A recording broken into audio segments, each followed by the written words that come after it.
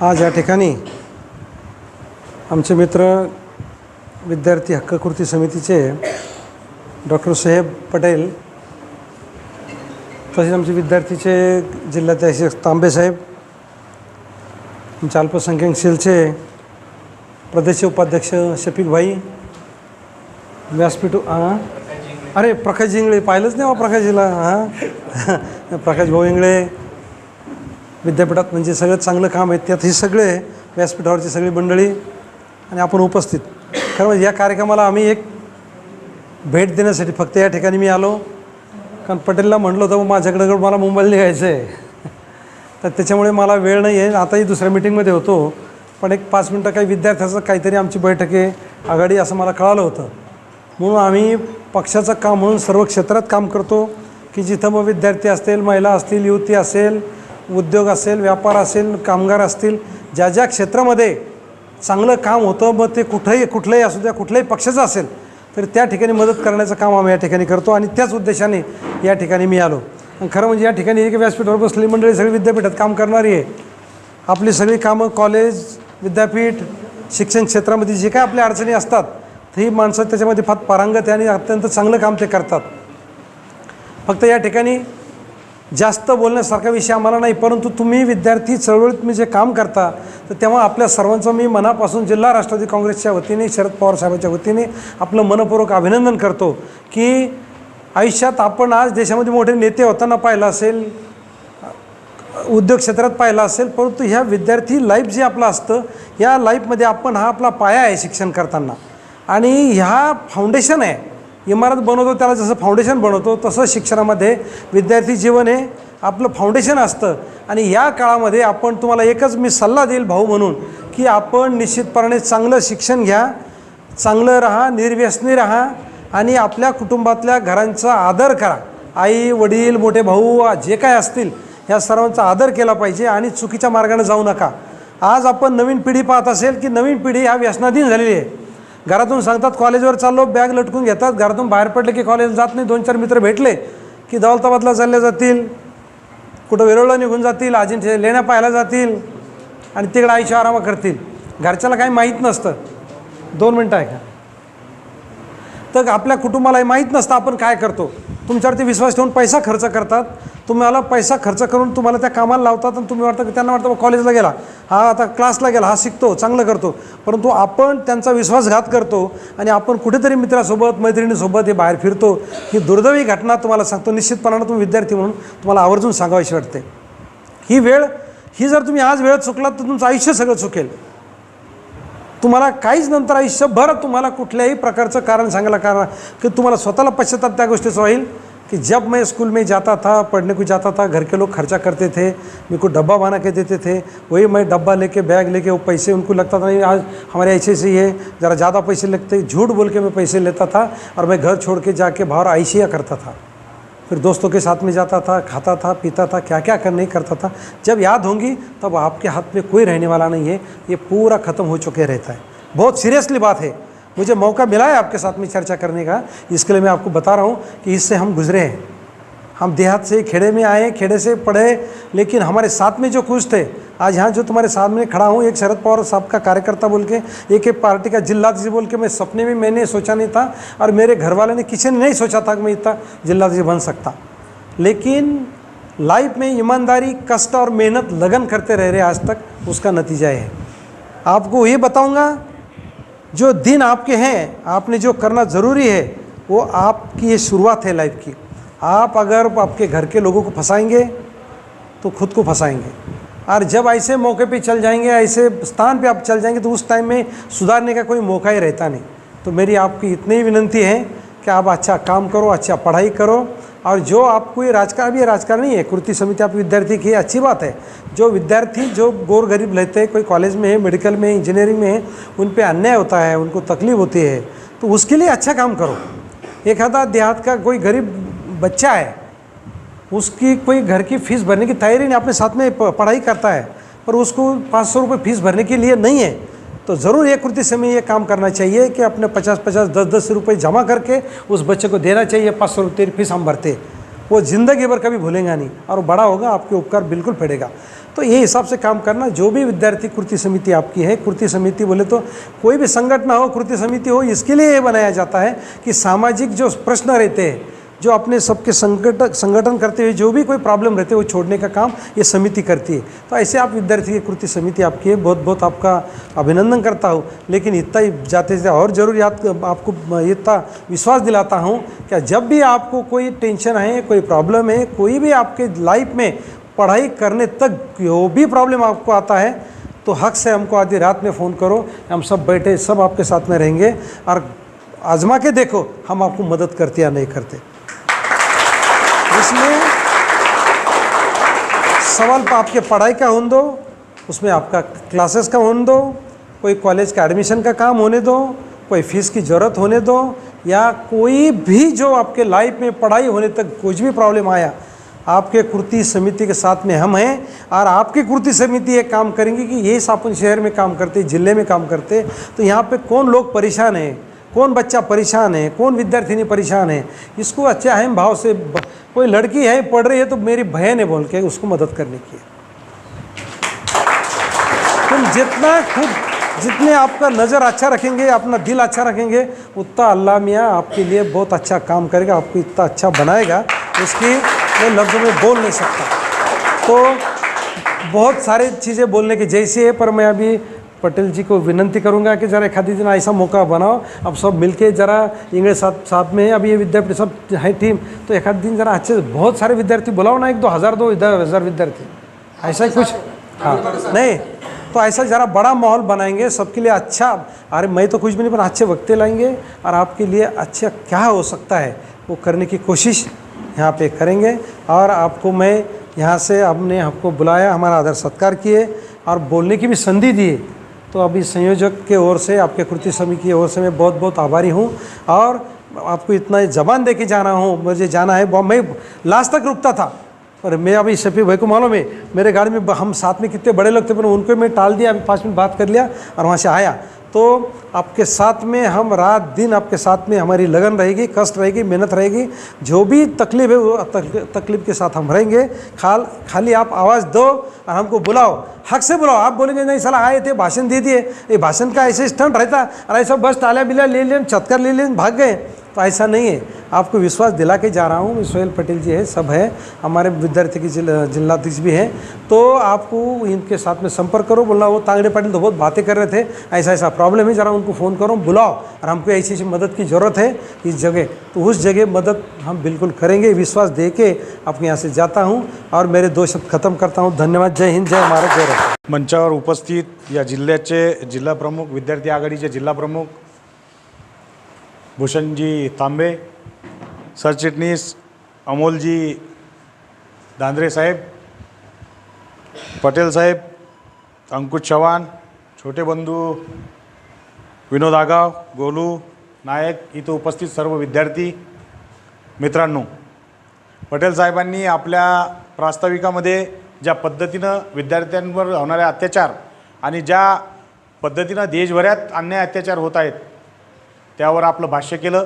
खरं तर विद्यार्थी हा देशाचा कणा असतो, युवक देशाचा एक कणा म्हणून आपल्या देशाला, युवक हा आपला देश हा युवकांचा देश म्हणून ओळखला जातो, पुऱ्या जगभरात युवकांचा देश ओळखला जातो। आणि त्याच युवकांच्या देशामध्ये जर आपल्या बहिणीवर, विद्यार्थिनींवर जर अन्याय अत्याचार होत असेल तर त्याला वाचा फोडली पाहिजे। आणि ते वाचा फोडण्यासाठी आपण एकसंघपणे ज्या पद्धतीनं काम केलं पाहिजे तसं काम शरद पवार साहेबांनी या देशभरामध्ये करत आहेत आणि करत राहतील। म्हणजे 84-85 वर्षाचा युवक ज्या पद्धतीनं आपलं काम करत आहे, आपल्याला युवकाला लाजवेल अशा पद्धतीनं शरदचंद्र पवार साहेब आपलं काम करत आहेत आणि त्यांची पुरी टीम करत आहे। खरं तर एक सांगावं असं वाटतं की विद्यार्थ्यांनी ज्या पद्धतीनं काम केलं पाहिजे, ज्या पद्धतीनं लोक म्हणतात की पक्षामध्ये काम केलं, राजकारणामध्ये काम केलं तर तुम्ही शिकू शकत नाही, काही नाही। मी स्वतःचं उदाहरण देतो आणि माझ्यासोबत बसलेल्या सर्वांचे उदाहरण देतो। भूषणभाई इंजिनियर झालेले आहेत, डॉक्टर साहेब आमचे डॉक्टर झालेले आहेत, ते त्यांचा अभ्यास करून त्यांचे चळवळ चालून गतिमान चळवळ करण्यासाठी त्यांनी काम केलेलं आहे। खरं तर लोकांचं एक भ्रम झालेला आहे की राजकारणात गेल्यानंतर माणूस शिकू शकत नाही किंवा त्या पद्धतीनं आपलं मार्गक्रमण करू शकत नाही. मी स्वतः नेट झालो, MP झालो, PhD झालो, नेटचेच झालेलो आहो. म्हणजे ही एक फक्त एक विद्यार्थी अभ्यासापासून वंचित राहू नये किंवा अभ्यासामधून तो राजकारणामध्ये ओढू नये. खरं तर बाबासाहेबांनी सांगितलं की शिकलेल्या माणसांनी राजकारणात आलं पाहिजे. आणि बाबासाहेब म्हणतात की शिकलेला माणूस जर राजकारणात आला तर अंगुठा बहादूर जो नेता असतो त्याच्या पाठीमागं आपल्याला उभं राहता येणार नाही. जर शिकलेला माणूस जर राजकारणात आला तर या देशाची, या तालुक्याची, या महाराष्ट्राची आणि एकंदरीत सर्वच परिस्थितीचं परिवर्तन करू शकतो. म्हणून युवकांनी राजकारणात आलंच पाहिजे. खरं तर त्यांची गरज आहे. पण आपलं युवक काय फक्त राजकारण हे गलिच्छ असते, त्याच्यामध्ये फार वेगवेगळे प्रकार चालतात. हे असं काही नसतं. आपली विचारसरणी ती पद्धतीची असली पाहिजे. फुले शाहू आंबेडकरांची विचारसरणी, शिवाजी महाराजांची ज्या विचारसरणीनं लोक चालतात, जे विद्यार्थी विचारसरणी त्या विचारसरणी चालतात, तर तो एक राजकारण चांगलं महाराष्ट्र कसा घडेल किंवा देश चांगला कोणत्या पद्धतीनं जाईल त्या पद्धतीनं काम करत असतो. खरं तर शिकलेल्या माणसांनी इथं आलं पाहिजे, आपलं बोललं पाहिजे, आपले विचार मांडले पाहिजेत. आपण त्या विचारामधून आपलं डेव्हलपमेंट कसं होईल आणि देशाची, महाराष्ट्राची प्रगती कशी होईल, खरं तर राजकारणात गेल्यानंतर आपल्याला कळतं.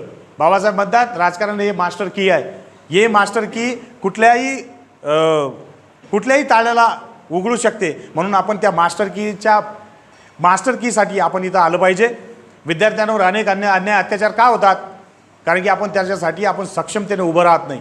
आपली बहीण झालं आपल्याच्या म्हणजे शिवाजी जन्मावा तर शेजारच्या घरामध्ये, आपल्या घरामध्ये जन्मू नये. बाबासाहेब जन्मावा तर शेजारच्या घरामध्ये जन्मावा आपल्यामध्ये. म्हणजे आपल्याला काम करण्याची किंवा काम समाजकार्य करण्याची अशी उर्मीच नाही आहे. आपल्याला आपलं भागताना आपण काम करतो, आपले हे करताना त्या पद्धतीनं न विचार करता, संकुचित विचार न करता, ब्रॉड माइंडनं विचार केला तर आपण खरंच देशाची प्रगती करू शकतो. अमेरिकेसारखा छोटासारखा देश हा जगावर राज्य करतो. चीनलाही आपण लोकसंख्येच्या बाबतीत मागं पाडलं, पण चीनमध्ये प्रगती बघा. चीनचे सर्वात जास्त 90% प्रोडक्ट आपल्या देशामध्ये येतात. का? तर आपण ते उद्योगाच्या मागे लागलेले विकास व्हावा, देशाच्या प्रगती व्हावी, देशाची करन्सी वाढवावी, त्याच्यासाठी काम करतात तिथले युवक. त्याच पद्धतीनं आपल्या युवकांनी जर काम केलं, राजकारणामध्ये आलं, उद्योग क्षेत्रामध्ये गेलं, सामाजिक कार्यक्रमामध्ये गेलं, राजकीयामध्ये गेलं, सोशलमध्ये गेलं, शैक्षणिकमध्ये जर गेलं तर खरंच देशाची प्रगती होईल आणि देश हा महासत्ता बनेल. खरं तर अब्दुल कलामांनी 2020 महासत्ता होईल असे एक स्वप्न पाळलं होतं आणि आपण त्या स्वप्नाच्या पाठीमागं आपण गेलो नाही. खरं तर ही शोकांतिका आहे. अब्दुल कलामसारखा एका ग्रामीण भागामधून आलेला माणूस या देशाचा पण राष्ट्रपती बनतो आणि मिसाईलमॅन बनतो. म्हणजे गरीब घरातला विद्यार्थी, गरीब घरातला माणूस ज्याला एक वेळचं अन्नसुद्धा भेटत नव्हतं, तो विद्यार्थी मिसाईलमॅन बनतो. तर आपल्यामधलाही विद्यार्थी मिसाईलमॅन बनू शकतो, चांगला राजकारणी बनवू शकतो, चांगला समाजकारणी बनवू शकतो, चांगला हा पॉलिटिकल लीडर बनू शकतो. तर आपण इथं आलं पाहिजे. शरदचंद्र पवार साहेबांच्या हात बळकट करण्यासाठी आपण सर्वांनी एकत्र आलं पाहिजे. आणि विद्यार्थ्यांवर अन्याय कसे काय होतात? आपण एक संघ जर राहिलो तर अन्याय कधीच होणार नाही. अन्याय अत्याचारासाठी तोंड फोडण्यासाठी आपण उभं राहिलं पाहिजे. सक्षमतेने आपण पाठीमागं जात, धर्म, पंथ याच्या पलीकडे जाऊन आपण जर विचार केला तर या देशामध्ये कोणत्याच आई बहिणीवर अत्याचार आणि अत्याचार होणार नाही. तर आपण एक संघ उभं राहिलं पाहिजे. म्हणून आपण या मीटिंगच्या माध्यमातून मी सांगू इच्छितो की आपण सर्वांनी एकसंघपणे राष्ट्रवादी विद्यार्थी आघाडीच्या भूषणभाईचे असतील, पटेल साहेब असतील, धांद्रे साहेब असतील, यांच्या खंबीरपणे उभं राहावं आणि या जिल्ह्याचं एक नवीन नेतृत्व, एक सक्षमतेचं नेतृत्व भूषणभाईच्या माध्यमातून उभं करावं, हीच आपल्या सर्वांसमोर एक इच्छा व्यक्त करतो आणि थांबतो. धन्यवाद. अस्सलाम वालेकुम. आज मराठवाड़े की जो बैठक है, ये बैठक के ज़रिए आज ये सूबेदारी गेस्ट हाउस के अंदर हमारे ख़ास दोस्त और जिनके नेतृत्व के अंदर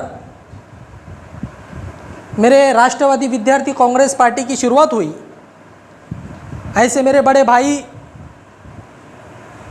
और हमारे राष्ट्रवादी विद्यार्थी कांग्रेस के जिला अध्यक्ष भूषण भैया तांबे, उसी तरह से इस मराठवाड़े के जो डॉक्टर बाबा साहेब आम्बेडकर यूनिवर्सिटी है, इस यूनिवर्सिटी के अंदर सम्यक संगठने के मार्फत पूरे विद्यार्थियों को एक जगह लाने का काम जिस हस्ती ने किया है, जिस व्यक्ति महत्व ने किया है, वो ऐसे हमारे राष्ट्रवादी युवक कांग्रेस पार्टी के सरचिटनीस, प्रदेश सरचिटनीस एडवोकेट प्रकाश भैया इंगले, इनके भी यहाँ पर इस मराठवाड़े के इस मीटिंग के अंदर मौजूद हो चुके हैं। उसी तरह से हमारे दोस्त और राष्ट्रवादी विद्यार्थी के प्रदेश सरचिटनीस डॉक्टर अमोल धांद्रे, वो भी यहाँ पर प्रेजेंट है। मैं सबका दिल के गहराइयों से मुबारकबाद देना चाहता हूँ। उसी तरह से आज जो विद्यार्थी हक कृति समिति की जो मीटिंग यहाँ पर बुलाई गई है, इस मीटिंग का जो मकसद है, वो मीटिंग का मकसद ये है कि आज मराठवाड़े का जो विद्यार्थी हक कृति समिति का जो अध्यक्ष है, उसकी अपॉइंटमेंट करना है। उसी के साथ साथ औरंगाबाद छत्रपति संभाजी नगर का जो शहर जिला अध्यक्ष है, उसकी भी यहाँ पर अपॉइंटमेंट करना है। इसलिए यहाँ पर ये मीटिंग को बुलाया गया है। देखिए, आज विद्यार्थी हक्क कृती समितीच्या मार्फत विद्यार्थी आणि त्यांच्यावर होणारा अन्याय, विद्यार्थ्यांवर होणारा अन्याय आणि त्या अन्यायाविरोधात लढा देण्यासाठी विद्यार्थी हक्क कृती समितीची नेमणूक या महाराष्ट्र राज्यामध्ये करण्यात आली आहे। विद्यार्थी हक्क कृती समितीची नेमणूक करीत असताना विद्यार्थ्याला केंद्रबिंदू म्हणून विद्यार्थ्यांवर होणारे अन्याय अत्याचार, त्या अन्याय अत्याचाराविरुद्ध लढण्यासाठी आज ही विद्यार्थी हक्क कृती समिती पूर्ण महाराष्ट्रभरामध्ये काम करत आहे। म्हणून आज मराठवाड्याच्या या ऐतिहासिक शहरामध्ये आज या विद्यार्थी हक्क कृती समितीची आज बैठक आयोजित करण्यात आली आहे। म्हणून आज या मराठवाड्याचा जो मराठवाडा अध्यक्ष आहे आणि या शहराचा जो शहर जिल्हाध्यक्ष आहे, त्याची नेमणूक इथं विद्यार्थी हक्क कृती समितीचा मी कार्यकारी प्रदेश अध्यक्ष या नात्याने मी त्यांची नेमणूक करणार आहेत। म्हणून आज विद्यार्थी हक्क कृती समितीमध्ये विद्यार्थी हा केंद्रबिंदू म्हणून आज विद्यार्थ्यावर होणारा अन्याय अत्याचार आणि त्या विद्यार्थ्यावर होणाऱ्या अत्याचाराला अन्यायाला त्याला पाठबळ देण्यासाठी, त्याच्या पाठराखण करण्यासाठी आज आम्ही ही महाराष्ट्रामध्ये विद्यार्थी हक्क कृती समिती नेमली आहे। आज आपण विद्यार्थी हक्क कृती समितीच्या मार्फत ज्या प्रकारे आपण जर बघितलं, भारताचा जो पाया आहे तो भारताचा पाया शिक्षण व्यवस्था आहे आणि भारताचा जो पाठखणा आहे, आपण ज्याला बॅकबोन म्हणतो, तर तो आपली विद्यार्थी आहे। हा जो विद्यार्थी आहे, हा विद्यार्थी हा समुद्रामध्ये ज्या प्रकारे वेगवेगळे बर्ड्स पोहतात, त्याचप्रमाणे हा विद्यार्थी ज्ञानसागरामध्ये पोहणारा एक राजहंस आहे। मित्रांनो, आज शिक्षण व्यवस्थेमध्ये राजकारण घुसल्या कारणामुळं आज आपला जो विद्यार्थी आहे तो भरकटलेला आहे, तो आपल्या मेन ट्रॅकवरून विचलित झालेला आहे। त्याला खऱ्या मेन ट्रॅकवर आणण्याचं काम विद्यार्थी हक्क कृती समिती करणार आहेत। आज विद्यार्थी हक्क कृती समिती जी आहे, ज्या भरकटलेला जो विद्यार्थी आहे, जण आपला ट्रॅक सोडलेला आहे, अशा विद्यार्थ्याची पाठराखण करण्याचं आणि त्याला पाठबळ देण्याचं काम विद्यार्थी हक्क कृती समिती करणार आहेत। मित्रांनो, आज विद्यार्थी हक्क कृती समितीच्या माध्यमातून मी आपल्याला एक विनंती करतोय, आपण आज विद्यार्थी हक्क कृती समितीमध्ये आलात, बसलात, परंतु विद्यार्थ्यांच्या न्याय व हक्कासाठी लढण्यासाठी आपण तत्पर व्हा। आज जर आपण विद्यार्थ्यांसाठी लढण्यासाठी आज आपण ग्राउंड लेवलवर आलात, तर येणाऱ्या काळामध्ये या भारताची, या महाराष्ट्राची आणि आपल्या जिल्ह्याची प्रगती झाल्याशिवाय राहणार नाही। म्हणून आज ही विद्यार्थी हक्क कृती समिती आज काम करत आहे। ज्या प्रकारे बदलापूरचं प्रकरण झालं, तिथं शाळेतल्या मुलीवर अत्याचार झाला, त्या झालेल्या अत्याचारामुळं तिथं कोणी तिथल्या मुलीवर कोणी बोलायला तयार नव्हतं। 3 दिवस त्याच्यावर FIR दाखल झालं नाही त्या आरोपीवर, परंतु बदलापूरच्या प्रकरणामध्ये विद्यार्थी हक्क कृती समितीनं ॲक्शन घेतली आणि तिथलच्या PIला आम्ही मजबूर केलं आणि त्याला FIR दाखल करायला आम्ही मजबूर केलं। त्याचप्रमाणे विद्यार्थी हक्क कृती समितीच्या मार्फत आपण ज्या प्रकारे स्टेपिंग स्टोनमध्ये जो मॅटर झाला होता, ज्यामध्ये जी मुलगी होती त्या मुलीला पावसामध्ये म्हणजे तिच्याकडं फीस भरायला नव्हते, तिचे आईवडील हे गरीब आहे, परंतु तिच्या आईवडिलांना एक इच्छा आहे की आपली मुलगी शिकावं, मोठा अधिकारी व्हावं, म्हणून त्या बापानं त्या आईनं त्या मुलीला कुठं टाकलं, स्टेपिंग स्टोनमध्ये टाकलं, शाळेमध्ये टाकलं. तिथं 1.5 लाख रुपये फीस भरताय, परंतु एक इन्स्टॉलमेंट न भरल्यामुळं त्या विद्यार्थिनीला 9वीची जी विद्यार्थी होती त्या विद्यार्थिनीला पावसामध्ये उभं राहण्याचा एक प्रसंग निर्माण झाला. जो निर्माण झाला होता त्यासाठी विद्यार्थी हक्क कृती समिती तसेच राष्ट्रवादी विद्यार्थी काँग्रेस शरदचंद्र पवार पूर्ण ताकदीनं त्या मुलीला पाठबळ देण्याचं काम केलं. आणि त्या मुलीला आम्ही तिथलचा जो हेडमास्टर होतं त्या हेडला आम्ही सांगितलं की याच्यानंतर जर अशा विद्यार्थ्यांवर जर अन्याय होत असेल तर आम्ही स्टेपिंग स्टोनला बंद केल्याशिवाय आणि या शाळेला आम्ही कुलूप लावल्याशिवाय बंद बसणार नाही. म्हणून मित्रांनो, आज जर आपण विचार केलाय, आज पश्चिम बंगालमध्ये आमची जी बहीण होती जिची हत्या करण्यात आली, तिच्यावर रेप करण्यात आलं, ती PGची सेकंड इयरची स्टुडंट होती. PGची सेकंड इयरची स्टुडंट असताना तिच्यावर काही रेपिस्टनं बलात्कार केला. तिथं कोणी आवाज उचलायला तिथं कोणी तयार नाही आहे. म्हणून मित्रांनो, आज ही विद्यार्थी हक्क कृती समिती महाराष्ट्रामध्ये काम करते आहे, परंतु येणाऱ्या काळामध्ये पूर्ण भारतामध्ये विद्यार्थी हक्क कृती विद्यार्थी हक्क कृती समिती पूर्ण ताकदीनं पूर्ण भारतामध्ये काम करण्यास तयार आहे. म्हणून आज मला एकच सांगायचं वाटतं, खरंच आम्ही फुले शाहू आंबेडकरांच्या महाराष्ट्रामध्ये राहतोय का, हा मला प्रश्न पडतोय.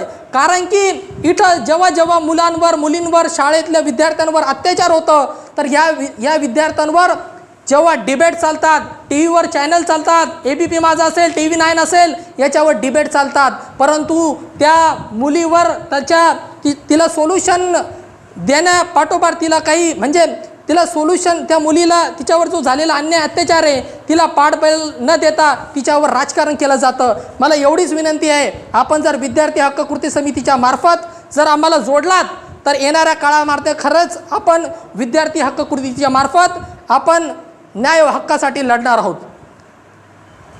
थँक्यू. विद्यार्थी हक्क कृती समिती का, राष्ट्रवादी कांग्रेस पार्टी शरदचंद्र पवार साहब पार्टी का, विद्यार्थी हक्क कृती समिति का, राष्ट्रवादी कांग्रेस पार्टी शरदचंद्र पवार साहब के पक्ष का,